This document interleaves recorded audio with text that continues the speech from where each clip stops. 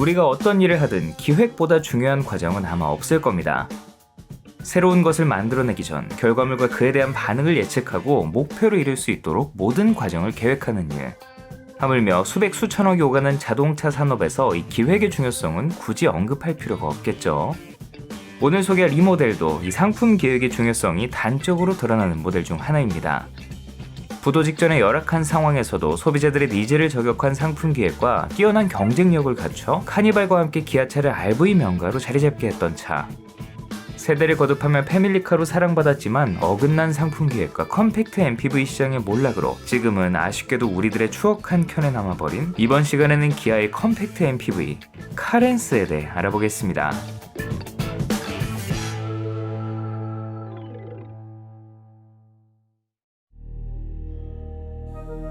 우리나라 기업들의 운명이 뒤바뀌었던 1990년대, 기아차 역시 격동의 시기를 겪었습니다. 마츠다의 모델을 기반으로 여러 대의 신차를 선보이며 기술력을 갈고 닦은 기아는 나름 뛰어난 상품성의 독자 개발 모델을 선보일 수 있을 만큼 성장했지만 정작 회사 사정은 좀처럼 나아지지 않고 있었습니다.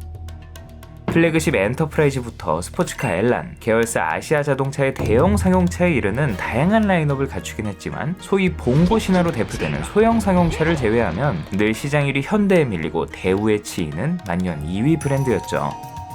전통적인 세단 시장은 이미 풀라인업을 갖춘 현대차가 꽉 잡고 있는 상황. 여기에 대우차와 쌍용차, 심지어 삼성까지 세단을 들고 뛰어든다고 하니 갑자기 K5 같은 엄청난 게 튀어나오지 않는 이상 세단 개발에 막대한 자금을 쏟아붓는 건 결코 좋은 선택이 아니었죠.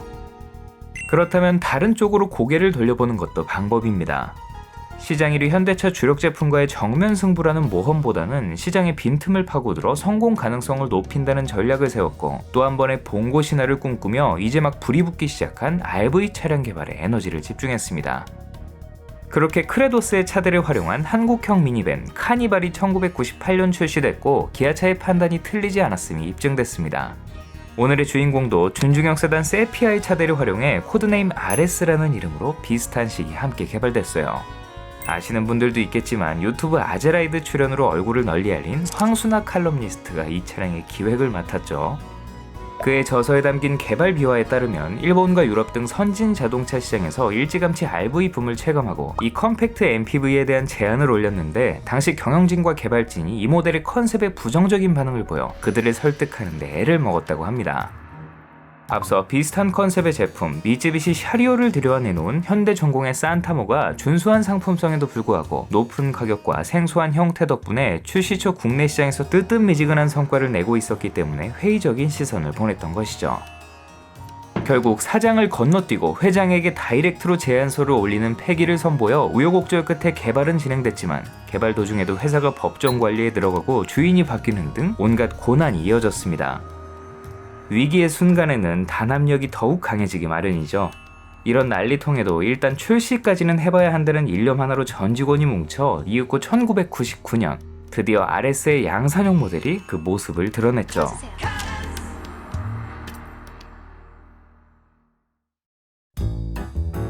차명 카렌스는 자동차를 뜻하는 카와 르네상스의 합성어로 자동차의 새로운 중흥기를 열겠다는 기아차의 의지를 담았습니다.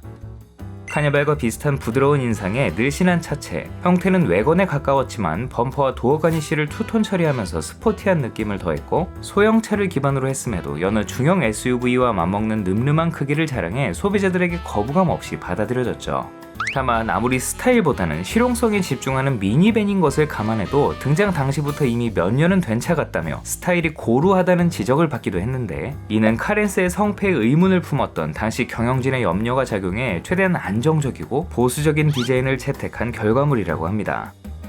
특히 벤치마킹 대상이었던 도요타의 7인승 MPV 입섬의 스타일을 필요 이상으로 반영했고 때문에 외관이 굉장히 비슷해졌죠. 무엇보다 카렌스의 가장 큰 경쟁력은 실내 공간에 있었습니다. 당시 엄청난 인기를 끌었던 시트콤 순풍산부인과의 미다리네를 그대로 투입한 TV 광고를 꽤 오랜 기간 방영했던 게 떠오르는데요. 내 집처럼 편안한 차라는 캐치프레이즈에 걸맞게 3대가 함께 타고 이동할 수 있을 정도로 넉넉한 실내 공간을 자랑했죠.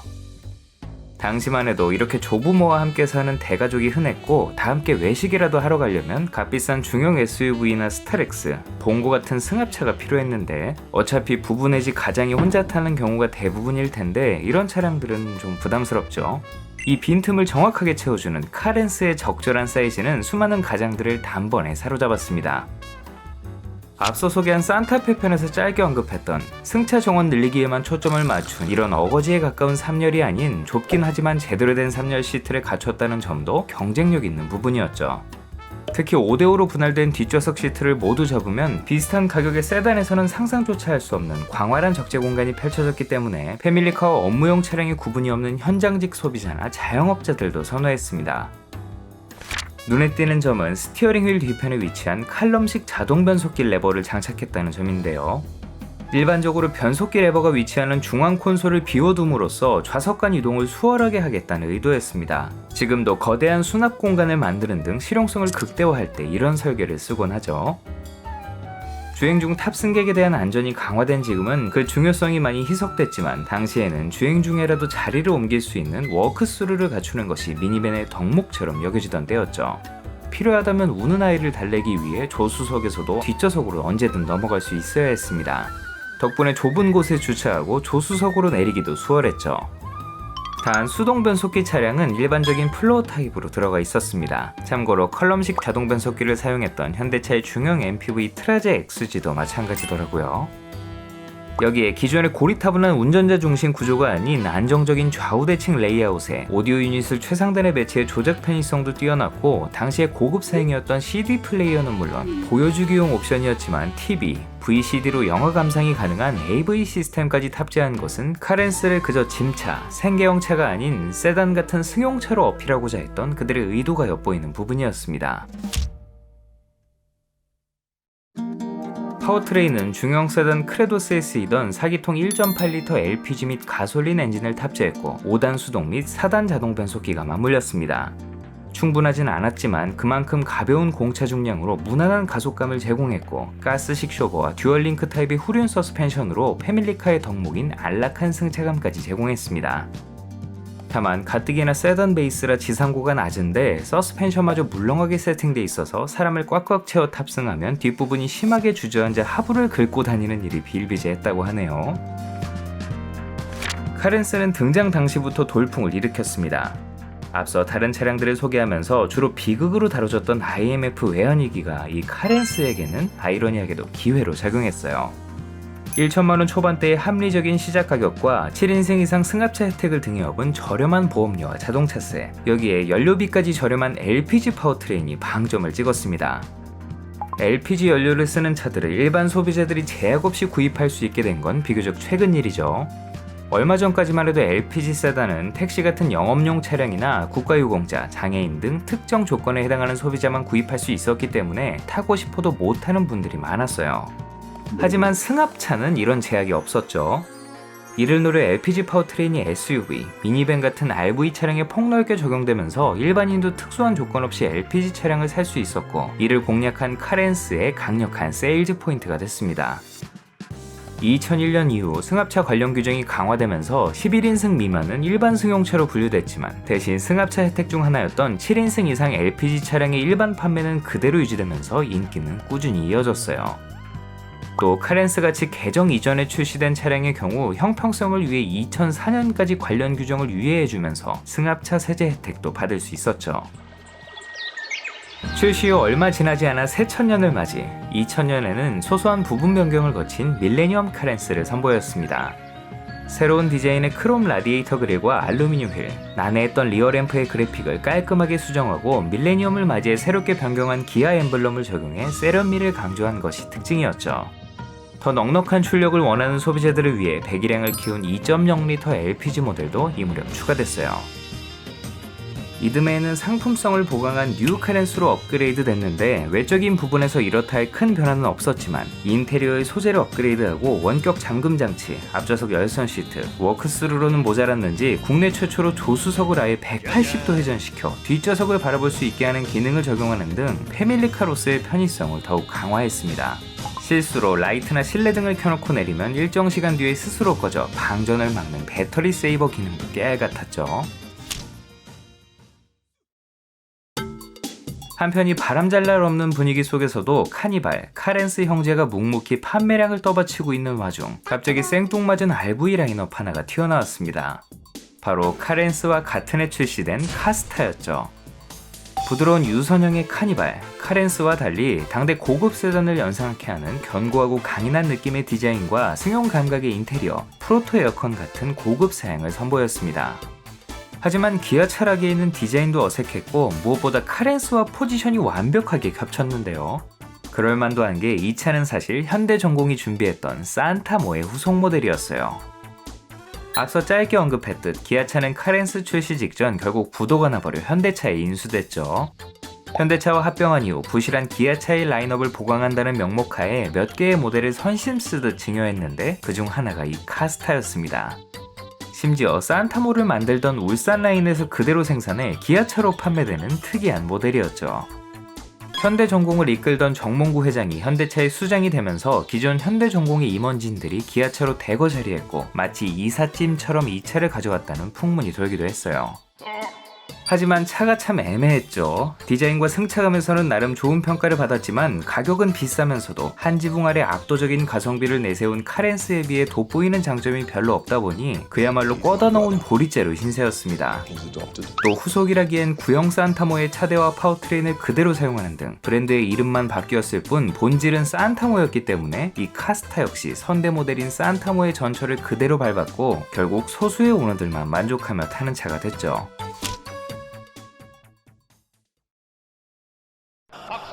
월드컵의 기대감이 감돌던 2002년 대대적인 페이스리프트를 거쳐 내외관 디자인을 크게 개선한 카렌스2가 출시됐습니다. 눈에 보이는 모든 부분들이 확실하게 달라졌고 이름에마저 2가 붙었으니 2세대로 거듭난 풀체인지로 알고 계신 분들이 많은데 출시 연도만 봐도 짐작되듯 높은 수준의 페이스리프트 모델이었습니다. 참고로 1년 앞서 환골탈태한 카니발2 역시 이와 동일한 케이스죠. 그나마 출시 3년 만에 갈아엎은 이 차들은 양심적인 편이고 당시에 이런 식으로 상품성을 강화했던 차들이 꽤 있었습니다. 외관은 호불호가 갈리지 않는 전적의 친근하고 차분한 분위기를 그대로 유지하면서 모든 부분을 매끈하게 다듬어 한층 도시적인 분위기로 거듭났습니다. 직전 모델의 심심한 느낌도 여전했지만 이를 세련된 디자인의 휠과 강렬한 대형 리어램프로 보완한 점도 좋았죠. 콩알만한 경쟁차 레조의 리어램프와 확실하게 대비되기도 했고요. 무엇보다 입섬을 참고했다는 것을 대놓고 티냈던 C필러 기둥을 삭제하고 쿼터글래스의 면적을 넓히는 등 전반적인 분위기가 더욱 깔끔해졌어요. 실내 역시 몰라보게 달라졌습니다. 한참 뒤에 등장한 K7의 마징가 갑바는 애교로 보이는 가오리 모양의 방패형 센터페시아에서는 어떻게든 신차처럼 보여야 한다는 그들의 강박이 느껴졌습니다. 난해하긴 했지만 의도대로 분위기는 확실히 달라졌죠. 최신 라인업에 발맞춰 울긋불긋한 우드그레인 대신 차분한 금속 느낌의 플라스틱 패널로 마감해 외관의 도시적인 느낌도 그대로 반영했어요. 단 설계는 그대로였기 때문에 실내의 크기와 칼럼식 변속 레버는 직전 모델과 동일했습니다. 그래도 여전히 패밀리카로 활용하기에 충분한 거주성을 제공했고 프로토 에어컨과 후방 감지 센서 등 사용자들이 실질적으로 체감할 수 있는 편의 기능을 강화해 상품성을 높였죠. 앞좌석 사이드 에어백이 추가돼 승객 안전성을 강화한 것도 좋은 부분이었고요. 파워트레인은 이전 모델과 동일한 1.8L LPG 및 가솔린 엔진, 2.0L LPG 엔진에 새로 추가된 2.0L 가솔린, 나중에는 더 넉넉한 토크와 준수한 연비를 제공하는 커먼 레일 디젤 사양까지 무려 5가지나 되는 다양한 파워트레인을 제공해 소비자들의 입맛에 따라 선택할 수 있게 했습니다. 그 중에서도 주력은 역시 LPG 모델로 여전히 무난한 성능을 제공했지만 구형의 것을 그대로 사용했기 때문에 겨울만 되면 소음이 증가하고 시동이 잘 안 걸리는 등 기화기 방식의 LPG 차라면 고질적으로 겪는 문제를 그대로 답습했죠. 덕분에 새로 추가된 디젤 모델이 돋보였는데요. 산타페 같은 중형 SUV에 쓰인 2.0L D 엔진으로 가벼운 공차 중량과 시너지를 일으켜 LPG 모델보다 더 경쾌한 주행이 가능하면서도 그에 뒤지지 않는 경제성을 갖췄습니다. 그러나 2003년 정부가 대기환경보전법을 강화하면서 배출가스 총량제를 실시, 유해가스를 많이 뿜는 디젤 차들을 규제하기 시작했고 이 카렌스 디젤에 발목이 잡혔습니다. 이전까지는 다목적 경유 승용차로 따로 분류하던 RV차들을 차량의 성격과 목적에 따라 세단과 동일한 승용차로 분류해 더 엄격한 배출가스 기준을 적용, 이에 미치지 못하면 생산을 중단시키거나 아예 판매하는 디젤차의 양 자체를 줄여 오염물질의 총량을 제한해야 한다는 제조사 입장에서는 날벼락 같은 소식이었죠. 이로 인해 갤로퍼나 레토나, 스포티지 같은 구형 디젤 모델들이 이 시기 우르르 단종됐어요. 당연히 디젤 엔진을 주력으로 하는 RV 판매량에 심각한 타격을 입게 될 제조사들이 이에 강력하게 반발했고, 결국 환경부는 다목적 경유 승용차 중에서 원래라면 일반 승용차로 분류되어야 하는 9인승 미만 차량, 그 중에서도 보디온 프레임 설계나 사륜 구동 또는 험로 탈출에 도움을 주는 차동 제한 장치 등이 기본 장착된 차량, 즉 SUV에 한해 기준을 완화해줬습니다. 1세대 산타페나 투싼 같은 모노코크 도시명 SUV 중 전륜 구동 모델에 한해 LSD가 들어가 있었던 이유예요. 커트라인이 낮아졌음에도 안타깝게 카렌스2 디젤은 해당 사항이 없었죠. 하지만 나름의 수요를 확보했던 디젤을 이대로 접기에 아까웠던 기아차는 카렌스의 지상고를 슬쩍 높이고 LSD를 장착, 아예 차명까지 바꿔 다른 모델인 양 판매하는 일종의 편법을 쓰게 되는데, 그 차가 바로 엑스트랙입니다. 그래도 투톤 범퍼와 클리어 타입 램프를 적용해 외관을 좀 더 터프하게 꾸며 나름 크로스오버 분위기를 풍기는 성의를 보였고, 은근한 수요를 확보해 2세대 모델이 투입되기 직전까지 판매됐어요. 한편 2005년부터는 이 유명무실한 법이 다시금 개정되면서 강화된 배출가스 규정을 충족시키면 차종에 관계없이 디젤 엔진을 탑재할 수 있게 됐죠. 덕분에 후속에서는 다시금 디젤 라인업을 부활시킬 수 있었습니다.